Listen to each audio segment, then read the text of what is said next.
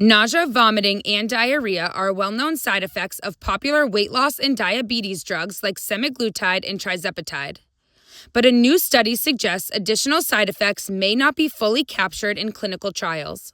Researchers at the University of Pennsylvania used artificial intelligence to analyze more than 400,000 Reddit posts from nearly 70,000 users and uncovered symptoms that they say may be underreported. While many users did mention expected issues like gastrointestinal distress, others shared different concerns.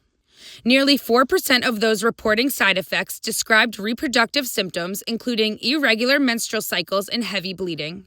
Some also reported temperature-related issues like chills, feeling cold, or hot flashes. Researchers say the findings are not proof the drugs are causing these symptoms, but they may point to patterns worth studying.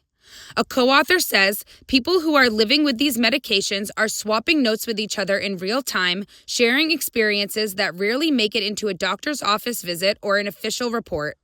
The researchers say social media can't replace clinical trials, but AI analysis could help spot early warning signs around new drugs and health trends.